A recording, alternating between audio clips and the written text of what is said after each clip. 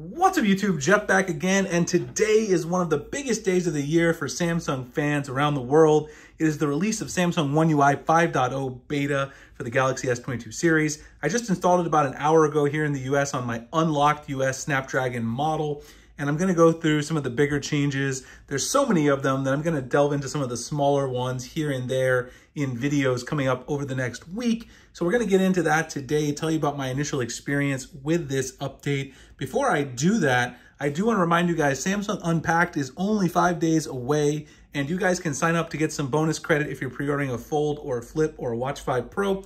Even if you're not going to pre-order, just put your email in here. Type right here, let's keep in touch with Samsung.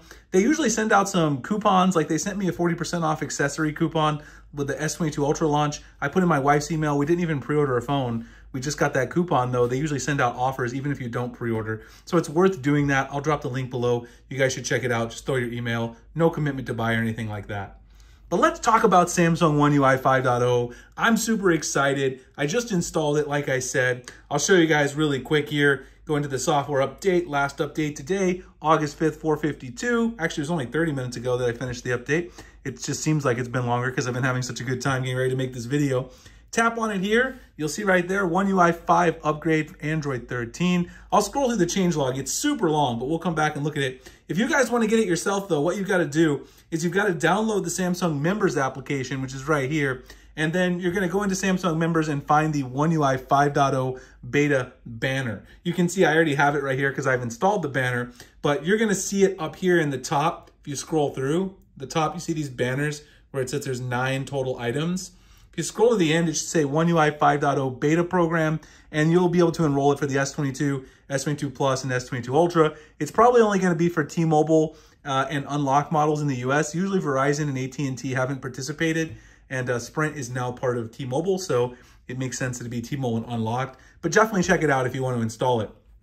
I'll talk more, though, about kind of should you install it in just a second, because that's a good question in and of itself.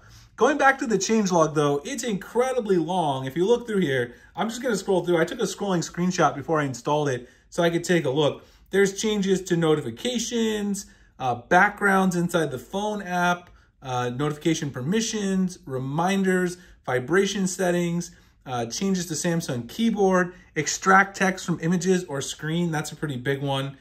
Pretty excited about that one. Whenever you take a screenshot, you can now extract text from an image. Do more with your connected devices. There's a lot of changes to decks, multiple timers at a single time, changes to Bixby routine. There's new app pairs, new emoji app pairs in the Samsung keyboard, which is really cool. I love those. AR emoji changes, photo editor changes, quite a few changes to the camera, including histogram in Pro mode, which is a big one. Bixby's gotten faster, some security changes, and then some of the really interesting ones, which I'll talk about today. There's a new layout for notifications. I don't know why I swiped away my notifications before I did the video, because I wanted to show those, but hopefully I'll get a notification in a minute while I'm talking and we can see it at the end. Screen calls before you answer, drag and drop bookmarks. You can also see this. This is a really cool feature right here. This is something that Google did, right? Basically allowing the phone to answer the call for you. Now Samsung's rolling that out, not quite at the same level, but very similar.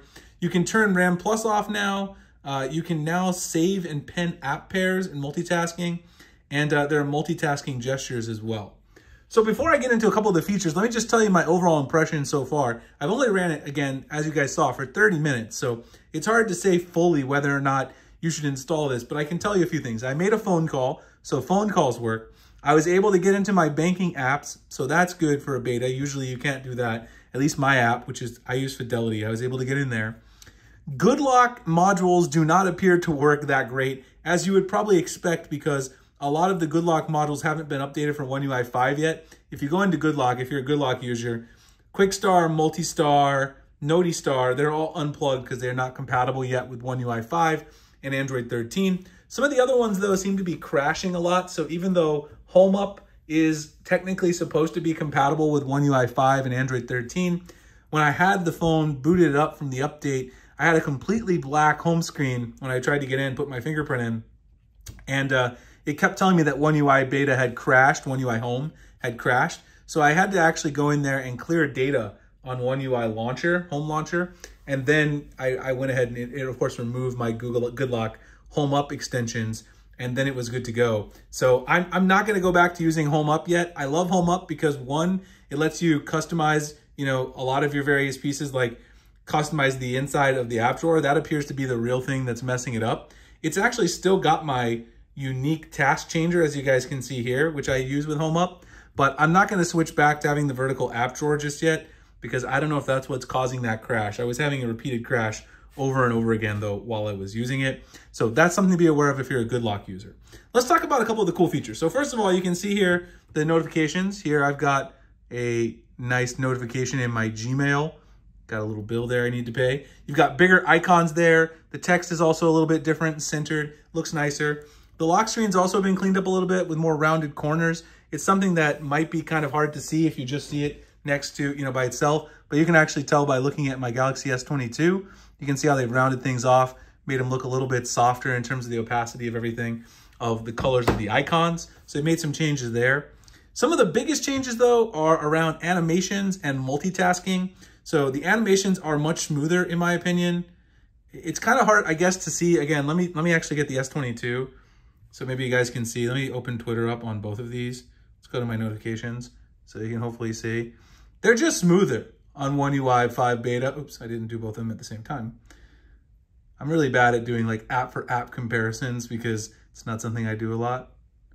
But hopefully you can see just how it's less janky with the animations on One UI 5.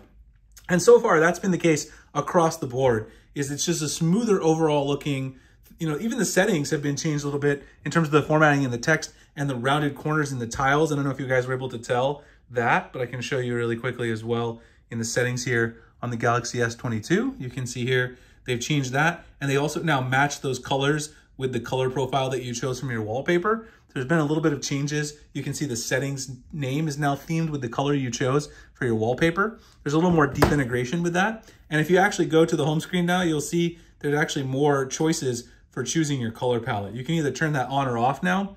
And depending on the wallpaper you choose, you can get, I think, up to 16, someone said. Now, this is a little buggy when you apply the palette, because I went in and applied this one custom. It did bug out a little bit and froze up, but I mean, that's expected. There's a beta. There's going to be some hiccups here and there, but you can see that it does theme more elements of the UI, which I really like.